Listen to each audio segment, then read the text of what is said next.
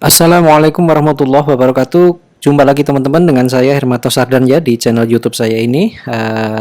Sesuai janji saya, hari ini saya akan share deep outlook ya. Kalau kemarin video terakhir kan kita market outlook secara global, tapi video kali ini kita lebih mendalam ya. Kita akan bahas lebih detail, lebih teknis, lebih fokus ke beberapa poin-poin yang membantu teman-teman nanti bisa menyusun strateginya dengan lebih baik. Video ini seperti biasa juga sebenarnya sudah saya rekam. Ini kebetulan webinar dari Andara Investment Club ya, dari grup kami, grup internal kami. Nanti teman-teman di situ akan saya jelaskan ya, ada apa dengan komoditi, kemudian kenapa komoditi cenderung laggard ya atau nge-lag, kemudian bagaimana strateginya, bagaimana potensi di 2002, sejauh mana pengaruh ESG, bagaimana likuiditas saat ini dan lain-lain yang lebih fokus kira-kira seperti itu. Oke teman-teman, langsung saja selamat menyaksikan, mudah-mudahan bermanfaat untuk teman-teman semua. Terima kasih.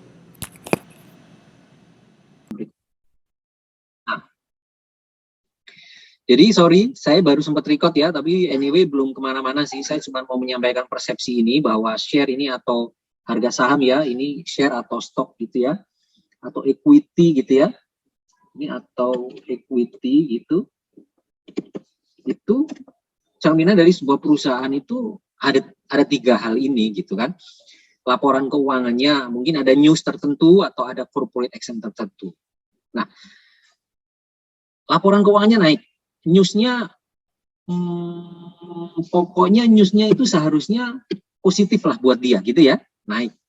Terus kemudian ada corporate action yang harusnya membuat harga sahamnya naik. Nah, pertanyaannya kalau ini terjadi, entah mungkin bersamaan atau parsial atau masing-masing atau nggak ada news, nggak ada corporate action, tapi laporan keuangannya bagus gitu ya, atau laporan keuangannya belum rilis, tapi yang sudah rilis itu ada news duluan, pokoknya anything lah terkait tiga hal ini. Pertanyaan kita, apakah ini otomatis membuat harga saham naik? Nah, gitu kan? Pertanyaan besarnya kan itu, ya kan? Apakah ini otomatis membuat harga saham naik? Gitu. Kalau otomatis membuat harga saham naik, itu memang enak sekali ya. Kita bisa menganalisa asal laporan keuangannya membaik, harga saham pasti naik saat itu. Nah, apakah itu jaminan terjadi? Ternyata kan enggak. Apalagi kondisi sekarang ini kan ternyata kan enggak ya. Kondisi sekarang ini ternyata ya harga komoditinya naik, gitu ya. Komoditi ini sekarang nih, laporan keuangannya jauh lebih bagus. Contoh lah kayak CPO jauh membaik, tapi ternyata harga sahamnya nggak naik-naik juga. Artinya dari tiga hal ini yang mempengaruhi secara langsung seharusnya harga saham suatu perusahaan itu ternyata nggak bisa directly gitu loh. Pada faktanya ini, de facto-nya tuh nggak mekanisme ini tuh tidak terjadi sedemikian otomatisnya gitu. Ya.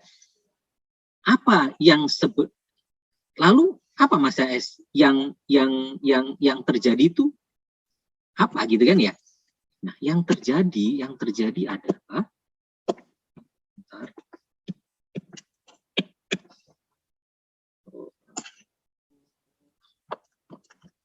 ya.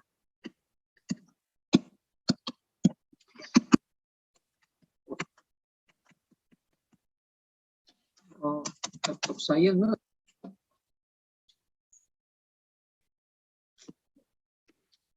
Oke deh, gini saja lah, kelamaan. Nah, jadi yang terjadi pada akhirnya itu kan begini ya. Yang terjadi itu kan urut-urutannya. Ini ada satu perusahaan ya, ada sahamnya, lalu keluar laporan keuangannya naik gitu ya. Naik tinggi gitu ya. Baru ini translate-nya kemana? Translate-nya di sini kan ada investor ya. Sini ada investor, ada tradernya ya, tukang copet segala macam lah ya. Investornya ada fund siapapun di sini yang ini beli sahamnya.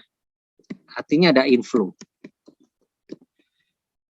Karena dibeli maka harga sahamnya naik. Nah, jadi kalau LK-nya bagus, ya, kalau laporan keuangannya ini bagus, saya rubah warna. Ini kalau laporan keuangan ini bagus, maka mekanismenya bukan harga sahamnya langsung naik, itu memang bukan. Ya, yang terjadi di pasar itu memang dia kok kesini dulu. Dia harus mampu men-trigger investor, trader, dan segala macam orang yang berpartisipasi di pasar ini untuk membeli saham. Setelah investor gede-gede, trader, copet beli sahamnya, ya, beli sahamnya dalam jumlah besar, ada inflow, maka harga sahamnya naik. Jadi kira-kira begitu. Itulah mekanisme yang terjadi di pasar.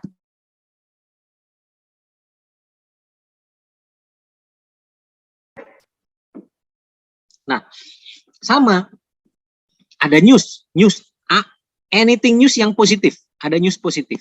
Sama, dia akan men-trigger ini untuk beli, rebutan beli, inflow, harga saham naik, gitu ya.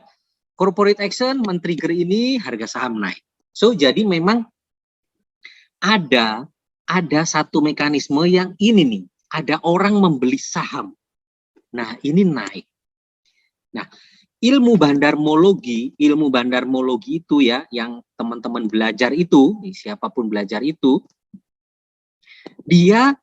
mereka tidak mempelajari ini, teman-teman. Mereka tidak mempelajari 3 hal ini. Mereka nggak belajar ini. Bukan mereka tidak belajar ya. Apa ya? Mereka mengignore gitu loh. Mereka nggak mau menghiraukan ini. Mereka nggak terlalu peduli dengan LK. Mereka nggak terlalu peduli dengan news. Mereka nggak terlalu peduli dengan corporate action. Apalah itu. Menurut mereka itu nggak guna. Karena yang naik turunkan itu bukan LK. Bahasanya kan gitu ya. Yang naik turunkan saham itu bukan LK, bukan news, bukan corporate action. Tapi yang membuat harga saham naik itu adalah investor gede, trader gede. Kalau dia beli gede dan naikin, ya pasti naik. Itulah kenapa sering terjadi kontroversi yang teman-teman yang bandarmologi itu selalu bilang, oh, semua ini apa kata bandar. Mau LK bagus pun kalau bandar nggak mengizinkan naik, ya nggak naik. Nah, itu sebenarnya di sini. Nah, tapi kita sebagai orang-orang yang memang saya sendiri ya, saya pribadi lahir di Bursa Saham 2016 awal atau 2015 akhir. Saya baca banyak buku, kemudian kan Bursa Saham itu juga sebenarnya cabang keilmuan baku di ilmu ekonomi gitu ya.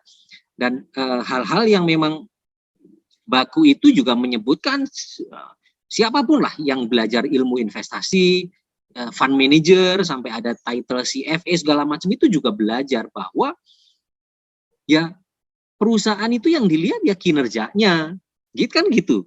News, corporate action itu ujungnya kan ke kinerja. Kira-kira kan yang lihat kinerjanya. Kalau kinerja bagus ya otomatis ini pasti akan tertrigger gitu loh. Kalau dia labanya gede banget, naik 10 kali lipat, ya maksudnya sih nggak ada investor beli, kan begitu kan kira-kira. Makanya saya tetap belajarnya ini. Nah, tapi kalau orang bandarmologi, dia bilang LK nggak berpengaruh. Sebenarnya pengaruh. Orang itu men-trigger beli pasti ada triggernya. Cuman masalahnya triggernya apa gitu ya. Walaupun benar-benar nggak ada triggernya. Seperti para penggoreng teman-teman kita yang baru-baru ini ya. Yang dijuluki sultan-sultan yang tukang goreng ini kan memang dia cari saham yang nggak ada triggernya kan. Supaya kalau dia goreng tuh nggak ada yang ngikutin. Atau kalau dia goreng tuh orang-orang pada ragu karena lihat perusahaan boncos kok mau naik. Nah dia goreng lah itu.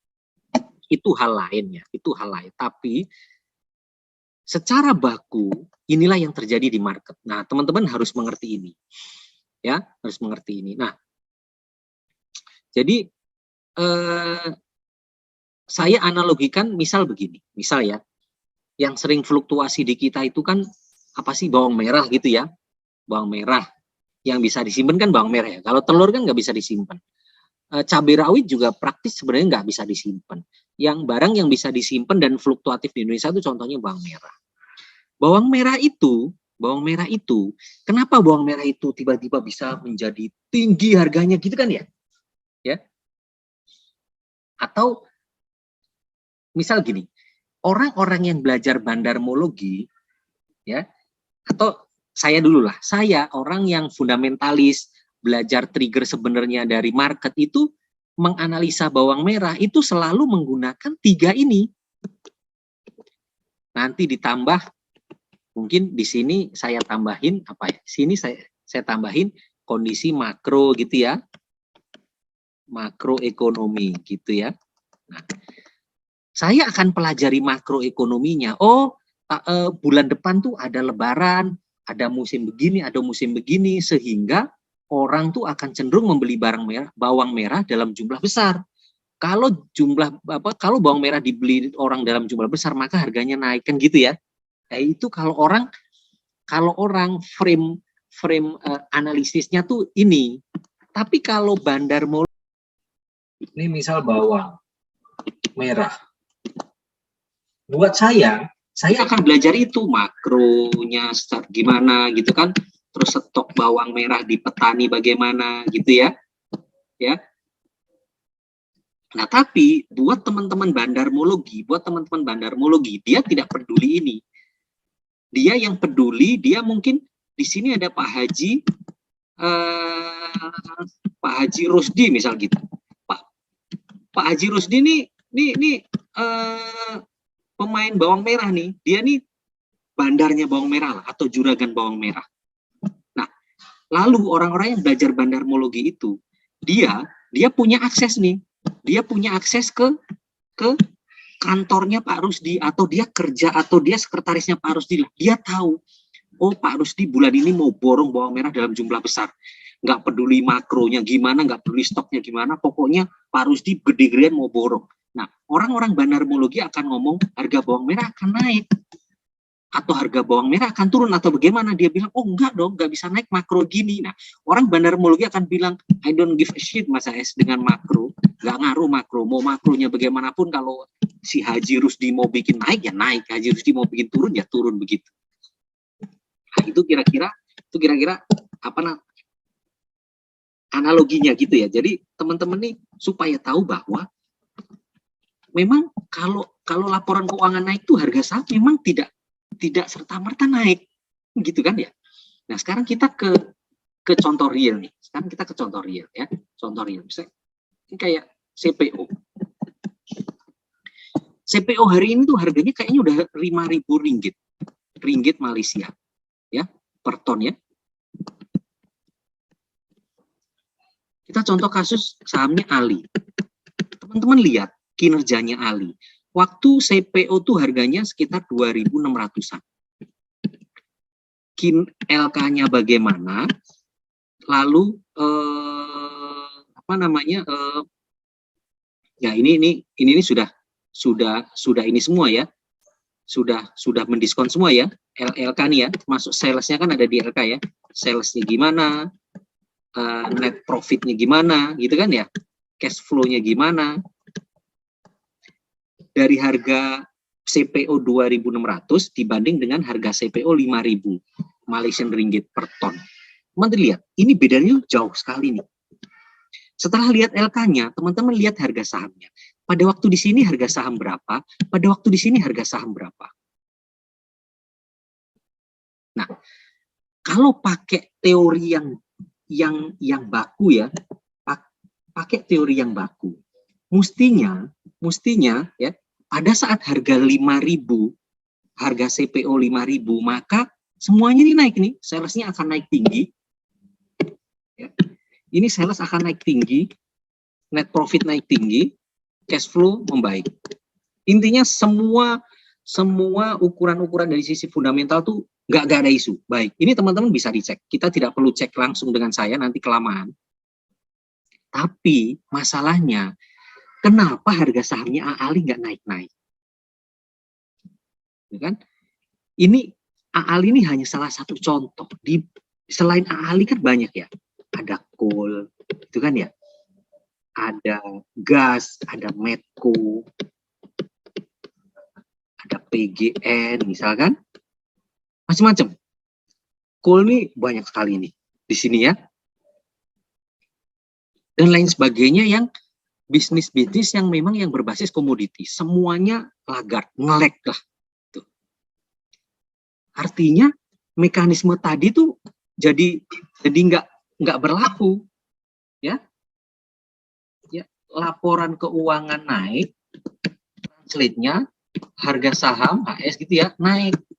Ini menjadi nggak relevan sekarang kan gitu kan? Ini menjadi tidak relevan. Nah, padahal kan rumusnya kan begini ya. Rumusnya kan begini. Harusnya kan begini. Walaupun mungkin oke, dalam jangka panjang, ya. Nah, akhirnya sekarang teman-teman yang belajar bandarmologi itu makin menguatkan apa yang mereka yakini bahwa harga saham itu sebenarnya tidak ada pengaruh sama sekali dengan kinerja. Ini tuh nggak ada korelasinya sama sekali. Padahal menurut saya tetap ada korelasinya, tapi korelasinya tuh tidak langsung. Korelasinya tuh ya tadi teman-teman, dia harus melalui mekanisme yang di sini ada investor itu. Investor, di sini ada trader, ya siapapun itu. LK naik, investor menjadi tertarik, menjadi beli sahamnya sehingga harga sahamnya naik. Nah, yang tidak terjadi itu sekarang ini. Inilah yang tidak terjadi. Ya, LK memang naik, tapi investor nggak beli, tradernya nggak beli, akhirnya harga sahamnya juga nggak naik. Jadi pertanyaan yang sekarang mau kita jawab adalah, ya, pertanyaan apa namanya $1 juta gitu ya. Pertanyaan yang kalau kita jawab tuh rewardnya gede banget karena kita tahu problemnya apa, kita bisa cuan. Kenapa mereka tidak beli? Kan? Kenapa nggak ada inflow yang gede sekarang ini? Beda dengan tahun-tahun yang dulu tuh beda banget dengan tahun, apalagi dulu kita pesta komoditi itu 2010 sampai 2012. Wah, ini yang sudah main saham sebelum tahun ini ngerasain pesta ini banget. Maksud saya ya, tanpa merendahkan ya, maksudnya ini kita hanya sekedar evaluasi ya. Yang sudah main di bursa saham pada tahun sebelum tahun ini, misal 2007 gitu ya, tapi nggak cuan gede juga pada tahun ini, itu buat saya rugi banget. Karena itu pokoknya mekanisme langsung ini terjadi nih teman-teman nih. Ini sangat terjadi. LK naik tinggi, harga saham langsung naik tinggi. Di sini kan komoditi dulu kan, komoditinya naik, translate-nya LK naik, setelah LK naik, harga saham naik. Ini terjadi banget dulu. Jadi mekanisme ini terjadi, investor semuanya beli. Ini kencang. Setelah itu ada lagi 2016, 2017. Ini juga kencang. Ini saya mengalami, dapat saya. Sekarang ini tidak terjadi. Ininya terjadi. Teman-teman kalau lihat YouTube saya awal-awal, kalau ingat ya, teman-teman ingat apa yang saya bahas tahun 2020 awal itu, ya, di YouTube saya 2020 awal-awal itu saya bilang, saya lupa bulan apa, bahwa komoditi itu akan pesta.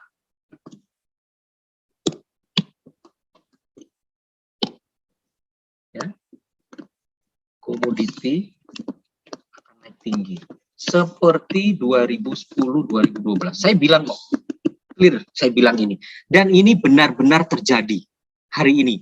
Komoditinya ya teman-teman ya, komoditinya. Tapi share price-nya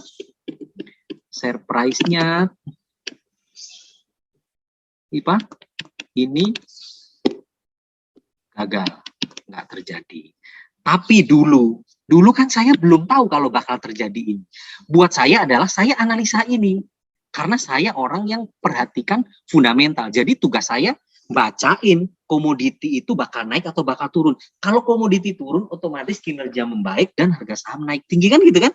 Tapi masalahnya ternyata nggak terjadi. Saya analisa ini tuh karena pengalaman saya di 2016 sampai 2017.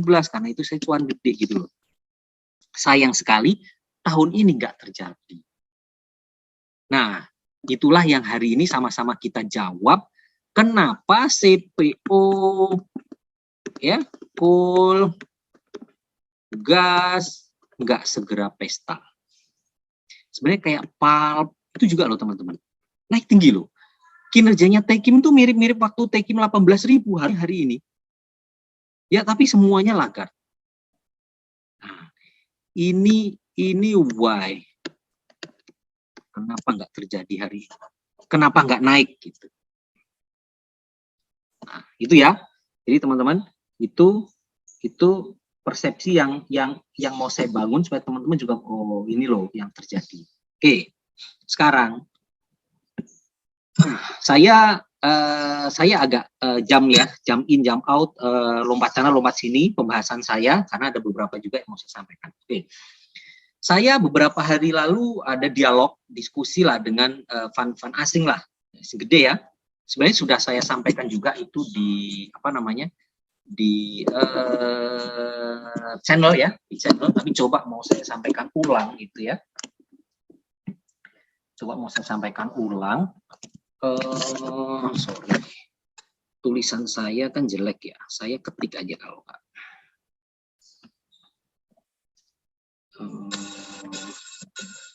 Oke. Jadi pertama, fund asing khususnya Eropa. Ya, most likely ya, kemungkinan besar tidak akan beli CPO. Tidak terkecuali. Oke ya. Mereka masih membeli coal. Sejauh mungkin dicari coal, dicari coking coal. Apa itu coking coal? Coking coal itu adalah coal untuk industri mineral, logam mineral gitu aja ya, logam mineral. Siapa aja? Adaro. Adaro itu sudah diwakili ADMR ya. Ini tambang yang di Australia itu, saya sudah lama sekali jelaskan ya. Ada IPMG. Bumi itu sebenarnya punya juga cookingnya. Nah nanti dan lain-lain teman-teman yang berkecimpung langsung di coal nanti bisa kasih masukan juga ke kita sebenarnya siapa saja yang memang mainnya tuh di coal gitu ya. Mainnya di cooking. Terus mereka sangat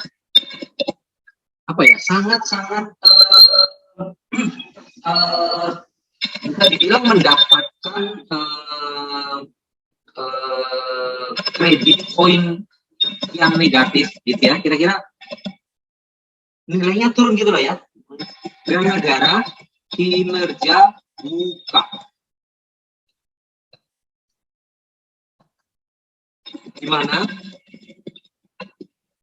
Di luar ekspektasi mereka yang diharapkan naik, tiba-tiba seperti 2022 mereka kemungkinan akan keluar dalam jumlah besar jika masih ada posisi di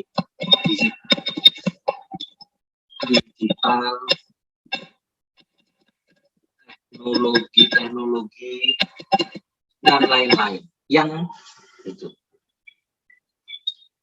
Mereka keluar ya, kenapa mereka keluar? Karena mereka secara sadar sebenarnya justru saya sering ingatkan ke teman-teman ya, mereka sadar bahwa contoh nih misalnya DCII ya, lah. Pokoknya yang sudah mahal-mahal lah ya, mahal-mahal tapi bukan yang ecek-ecek gitu ya. Asing ini mereka hitung dalam 2 tahun ke depan perusahaan-perusahaan ini pun kemungkinan kecil untuk menghasilkan profit atau yang setara dengan profit yang setara dengan profit itu mungkin ya size bisnisnya, kliennya, apapun itu yang kira-kira bisa segera dikonversi menjadi profit dalam waktu dekat yang layak untuk menjadi alasan harga sahamnya tuh di level kira-kira gitu. Jadi mereka tuh sudah nagih sebenarnya. Mereka tuh sudah nagih kinerjanya tuh kayak gimana sih gitu loh. Nah, 2022 ini yang cukup mengejutkan saya karena pada stock pick kita terakhir kan saya kan kecenderungannya coba kita ikuti market kan gitu ya. Tapi ternyata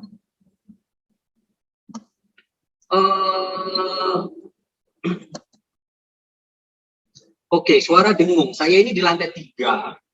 Di lantai 3 terus ada pompa air di situ di depan tempat saya. Sebentar.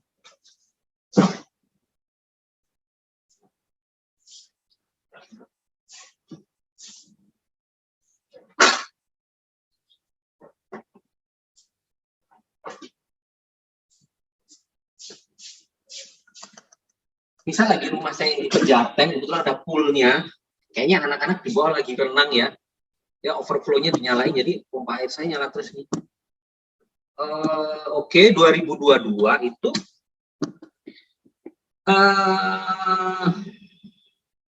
ya yang saya bilang ya, fund asing khususnya Eropa itu mulai mencari saham yang valuasinya jauh lebih murah,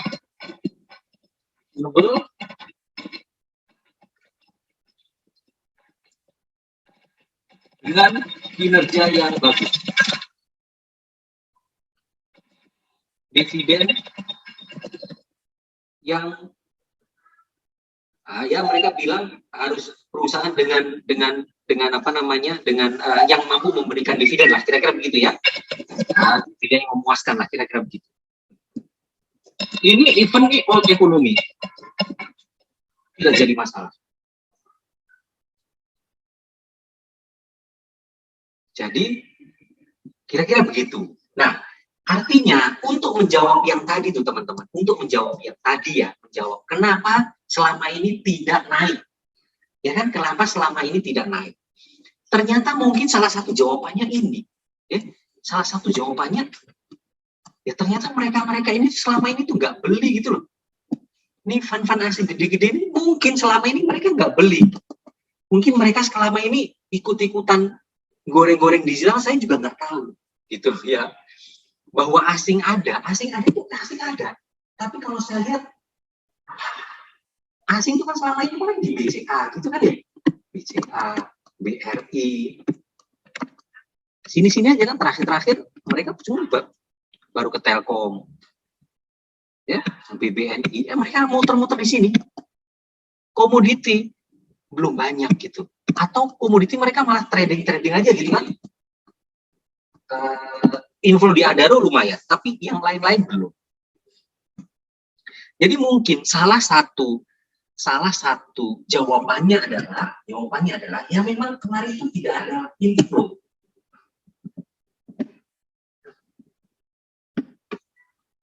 Ya, satu sini ya. Kenapa lagar? Memang tidak ada inflow masif dari asing yang sebelumnya terjadi di 2010, lalu terjadi di 2016, 2017, gitu ya. Nah, ini jawaban nomor 1. Ini dari hasil ngobrol-ngobrol saya ini, saya simpulkan, oh memang mungkin kemarin mereka nggak beli, gitu loh ya. Ini dari asing. Nah, lokalnya teman-teman, lokalnya. Ini sama, ini hasil-hasil diskusi dengan teman-teman segala macam. Lokalnya itu ya, entah bener enggak, menurut saya tuh sangat-sangat masuk akal. Nih teman-teman, sejak kasus Jiwasraya dan Asabri, dua ini ya, Plus sebenarnya sebelum dua kasus ini kan sudah ada kasus-kasus gede ya, kayak Mina Padi gitu kan ya. Mina Padi, sebelum Mina Padi itu dulu ada Narada ya. Sejak kasus ini terus kesini ya, bola saljunya, terus akhirnya geng bencok nggak ada gitu kan ya, Heru Hidayat nggak ada. Sejak mereka ini kena, itu likuiditas lokal tuh memang drop, teman. Di fund, posisinya ada di fund. Di retail enggak, di retail tuh masih rame. Apalagi sejak COVID, retail tuh rame, tapi fund ini ngedrop banget. Sejak kasus ini, dua orang ini nggak ada. Teman-teman mesti ingat, saat dua orang ini nggak ada, itu jaringan-jaringan mereka ya yang biasanya ngeramein ini jaringan fund ini juga tiarap semua ini tiarap ya, mereka ini tiarap. Efeknya Jiwasraya dan Asabri, efeknya saya kasih tahu teman-teman, itu Menteri Keuangan dan OJK tuh makin ketat sekali dia, dibatasin ini dibatasin, beli saham dibatasin. Oh, kalau masuk saham dibatasin sekian. Kalau masuk saham, maka sahamnya maksimal harus sekian. Saham yang dibeli harus ini, nggak boleh keluar dari ini. Jadi makin ketat itu, makin menurunkan likuiditas juga. Ini tuh pengaruh teman-teman ternyata. Karena kenapa? Di market itu kan ada fund, ada retail. Retail ini nggak ada lah, investor jangka panjang nggak ada, bullshit. Ini data dari teman-teman saya. Retail tuh nggak ada yang jangka panjang katanya. Nggak ada Mas AS retail jangka panjang. Retail jangka panjang tuh cuma Pak LKH doang katanya. Copet semua isinya retail kita itu. Bilang begitu. Artinya kalau copet semua, ini ya nggak bisa naikin saham model kayak CPO, Cool, Pesta model 2010 tuh nggak bisa karena isinya copet. Yang bisa tuh memang fund ini, fund plus asing. Nah, fund ini likuiditasnya jeblok sejak kasus-kasus ini. Kasus ini tuh berantai teman-teman, kemana-mana. Orang yang tadinya aktif begini fund entah apa gitu, gara-gara bencok kena ini kena, mungkin jaringan financing dia jadi nggak berani segala macam, pokoknya ngedrop semua. Ini efek nih, efek ya, ini efek. Ini kan asing ya. Lokal itu likuiditasnya tuh udah drop jauh nih sejak kasus Jiwasraya dan Asabri. Tidak terjadi untuk retail.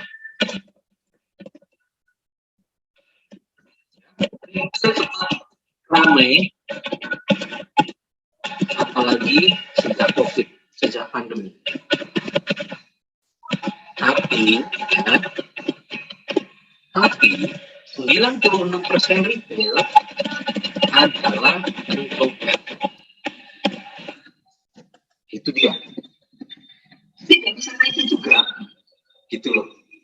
Itulah yang selama ini terjadi. Yang saya lihat selama ini terjadi, ya sudahlah gara-gara ini. Oke, ada satu lagi namanya ESG, ya kan? ESG, ya. Ini environment ya, social, ini governance,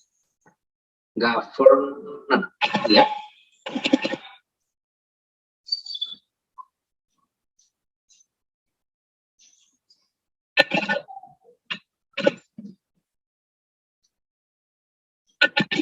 Nah, ini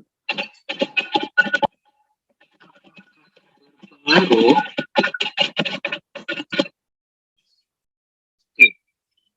Apakah berpengaruh? Nah, jawabannya tuh dari sini lagi. Nah, kita sekarang lompat ke sini lagi nih teman-teman.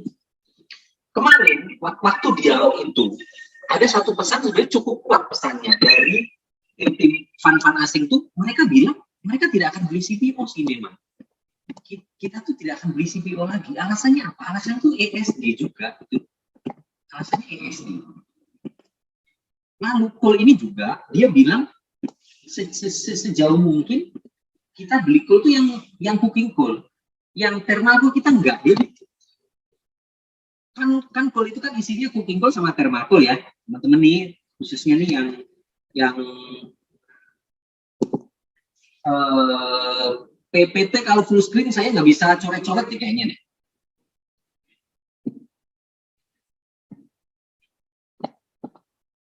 Jadi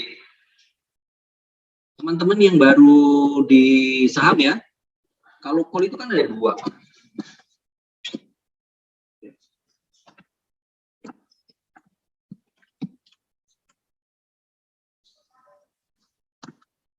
Ya, itu kan cook gini sama thermal. Ini untuk mineral dan logam, peleburan. Ini untuk PLTU. Katanya kemarin mereka bilang, ya asing ini mereka bilang, mereka belinya hanya ini. Mereka ini hindari gitu. Alasannya apa? Alasannya ESG juga. Cuman pertanyaannya apakah benar-benar ESG itu? Nah, itu juga menjadi pertanyaan saya juga. Apakah benar-benar mereka menerapkan ESG? Nah, saya punya data. Nanti, maksud saya, nanti kita bisa mengkombinasikan. Mengkombinasikan tuh maksud saya, kita tahu mereka sudah berkomentar, mereka nggak akan beli CPO, mereka nggak akan beli thermal coal. Tapi mereka masih beli begini gitu kan. Terus kita lihat ESG itu sebenarnya terjadi apa enggak. Jadi nanti kita dari dua itu teman-teman bisa ramu, oh kira-kira saya kalau mau all out tuh gimana. Kenapa persiapan all out? Masalahnya ini tuh kayaknya nih sudah mulai terjadi nih teman-teman. Ini loh, tuh. Ini loh.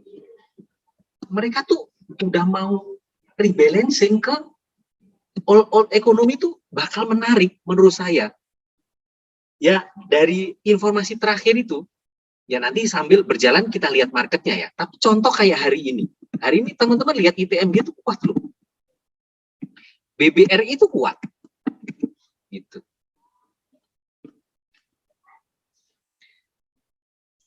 Ini sudah dimulai sejak kapan ya? Sejak Inco kan pernah naik tinggi ya. Inco naik, habis itu koreksi 2 hari itu tipis-tipis. Besoknya setelah Inco naik, UNTR tuh naik lumayan. Setelah UNTR, besoknya BBCA naik gede. Nah, setelah BBCA tuh hari ini. Saya lihat kok trennya kok mulai gitu loh ya. Jadi saya juga nggak mau teman-teman ketinggalan. Paling nggak ini hal-hal begini sudah saya sampaikan ya. Nanti teman-teman tinggal ramu sendiri. Oke, sekarang masalah ESG ya. Sekarang masalah ESG. Teman-teman saya kasih data nih. Ini saya punya data. Nah, ini ya.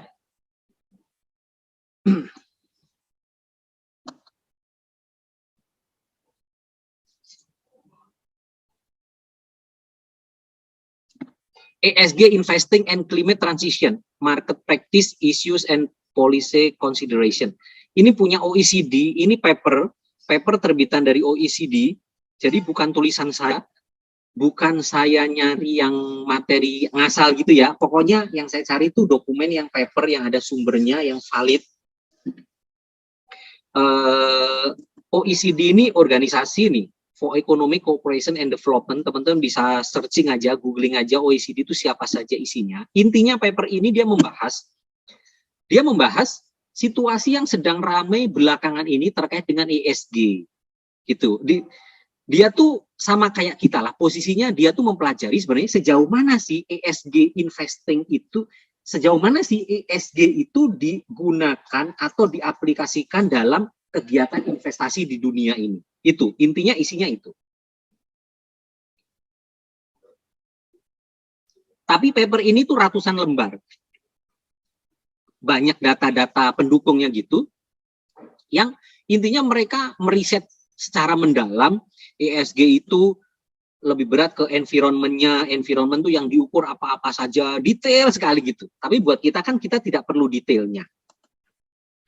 Pokoknya intinya mereka tuh pengen menunjukkan kepada pembaca paper ini bahwa ESG investing tuh sejauh mana sih sebenarnya hari ini. Nah, kira-kira begitu ya. Nah, ini saya cuplik saja ya. Saya cuplik saja. Kira-kira tuh begini teman-teman. Kan S sama G-nya itu social sama apa namanya good governance-nya itu tuh sudah terjadi cukup lama. sudah terjadi. Tapi environment tuh mendapatkan porsi yang lebih besar.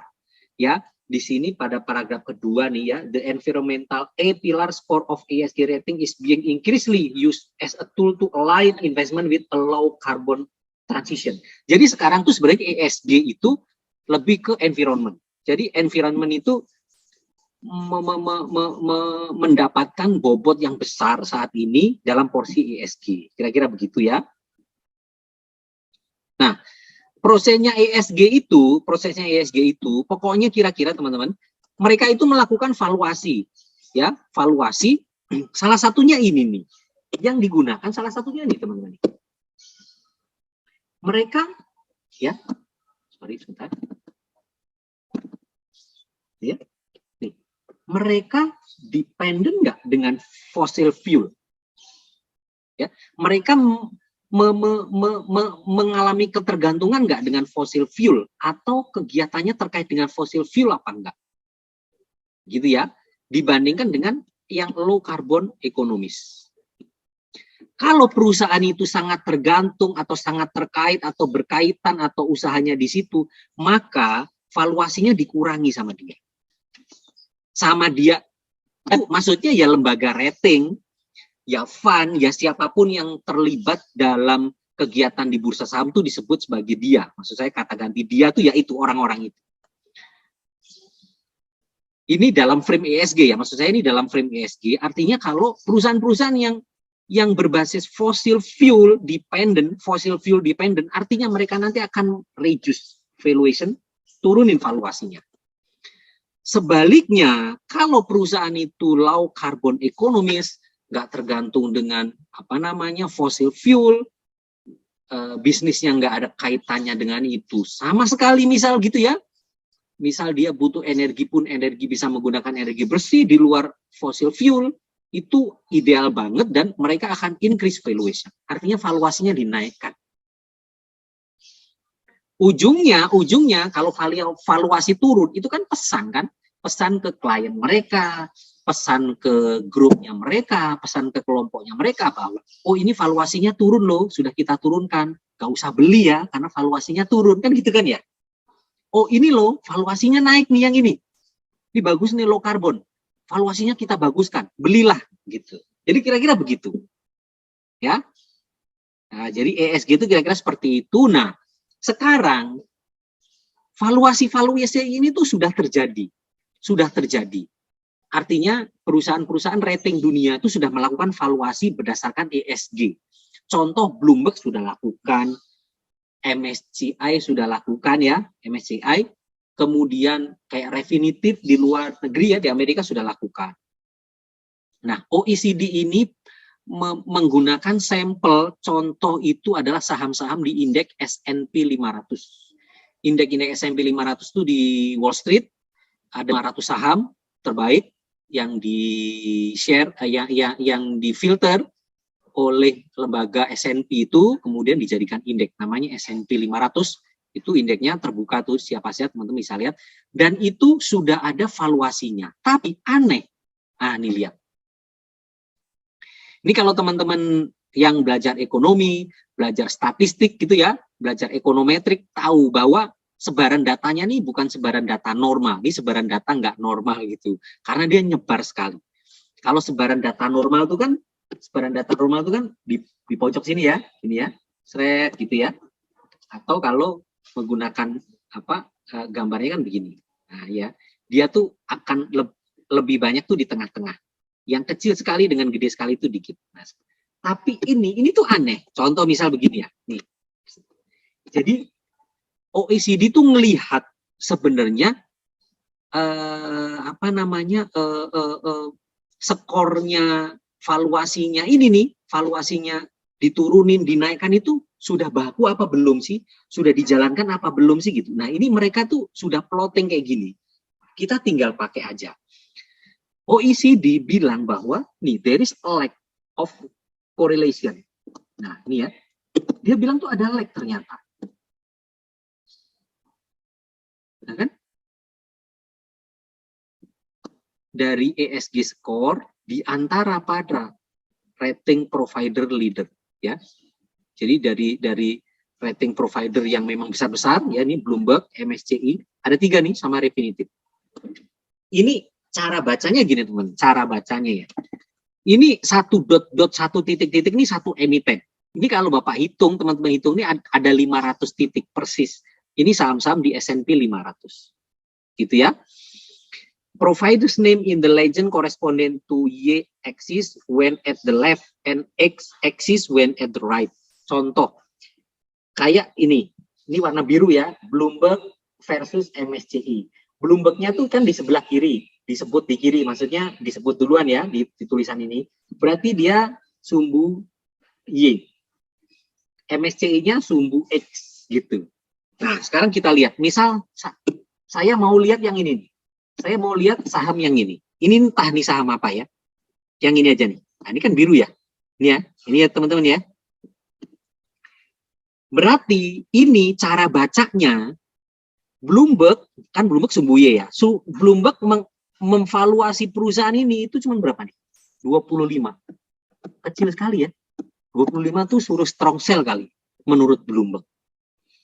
Tapi menurut MSCI gede banget nih. 85%. Aneh kan ya? Aneh nggak? Aneh banget ya. Ada satu company divaluasi oleh Bloomberg dan divaluasi oleh MSCI menggunakan alat valuasi yang sama, yaitu ESG, tapi hasilnya sangat bertolak belakang. Satu bilang 25 poin atau persen, satu bilang 85 poin. Nah, teman-teman harusnya sudah bisa mikir dari sini. Ini ada aneh gitu loh. Ini kan apa ya? Artinya ESG ini belum bisa menjadi tools baku yang dipandang secara objektif kan? Kan gitu kan ya kira-kira. Ini kan lebih dipandang secara subjektif jadinya. Contoh makanan yang enak sajalah. Warung Padang adalah. Warung Padang itu kalau dia emang enak beneran, itu kalau dari 100 orang ditanya, ya pasti 85%-nya bilang enak. Artinya semua orang tuh rata-rata bilang enak. Yang bilang nggak enak pasti sedikit. Itu tuh objektif. Yang bilang nggak enak tuh mungkin dia tuh memang nggak suka rumah makan. Mungkin dia tuh sama dia nggak suka makanan Padang. Jadinya ngomongnya nggak enak gitu. Tapi ESG ini aneh. Ada lagi nih misal. Refinitiv versus Bloomberg. Berarti Refinitiv sumbu Y, Bloomberg sumbu X. Nah, sekarang saya mau lihat yang ini. Gitu ya. Ini Refinitiv bilang 85 poin. Bloomberg-nya bilang cuma 22 poin. Aneh kan? Jadi kalau saya simpulkan dari sini teman-teman, kesimpulan saya tuh ESG itu sebenarnya belum baku-baku banget gitu loh. Jadi sebenarnya harusnya tuh yang membuat coal nggak naik-naik, CPO nggak naik-naik itu bukan melulu karena ESG. Menurut saya tuh enggak. Menurut saya karena memang belum ada inflow aja, mungkin kemarin gara-gara mereka tuh suka goreng-goreng di situ. Teman-teman tahu nggak? Itu si Schröder tuh nyangkut di buka banyak loh itu. Pusing itu big boss-nya tuh. Orang dia bilang, ya nanti ada GoTo ya, jangan sampailah kesalahan kemarin terulang. Kayaknya beli buka tuh sesuatu yang buruk banget kemarin, salah banget gitu. Nah, jadi ini share saya ya tentang ESG. Belum pernah ada yang share ini dimanapun, nggak ada yang ngomongin ini. Ini teman-teman supaya paham, supaya tahu bahwa ini di S&P 500 loh ini. S&P 500 indeks di Amerika. Yang perusahaannya itu bukan perusahaan ecek-ecek. Maksud saya, kalau dia ESG-nya bagus, pasti sekelas Bloomberg dan MSCI itu pasti sepaham gitu loh. Kan Bloomberg MSCI kan kelas atas juga dong. Mosok bahas perusahaan jauh beda leg-nya, kan berarti tool-nya memang belum baku kan gitu kan. Jadi problemnya memang tool-nya belum baku. Nah, nanti kalau grafik ini muncul lagi entah tahun kapan, kalau dia kumpulnya di tengah begini, nah ini kalau saya tarik garis ini ya, dia ngumpulnya di tengah segini, ya udah, itu udah pas banget itu. Tapi selama dia masih nyebar begini, nah ini artinya belum baku. Oke ya, kembali lagi. Saya kembali lagi ke sini. Apakah berpengaruh? Nah, kalau hasil tadi hasil dokumen tadi, kok menurut saya ya pengaruh, tapi belum signifikan, itu aja. Belum sesuatu yang mengerikan lah, harus ESG itu menurut saya enggak. Gitu teman-teman.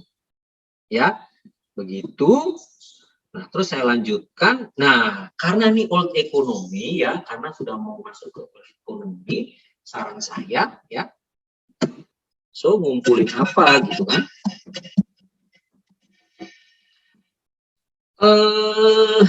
Sebenarnya di Stockpick udah ada ya, Stockpick sudah ada. Menurut saya kok BBRI ini masih topik ya untuk defensif. Saya suka sekali dengan BBRI. Dengan BBCA sudah beri all time high. Buat saya BBCA sudah all time high, walaupun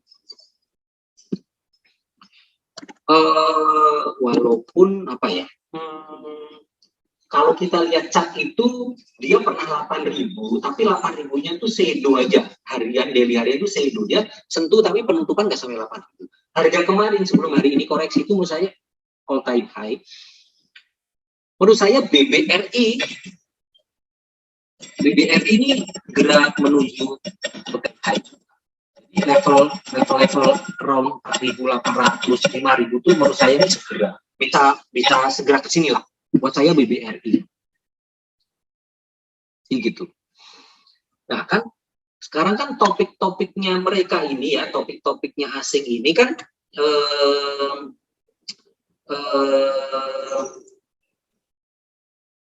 mereka kan akan lakukan switch gitu ya, switch ke dengan kriteria kan old economy.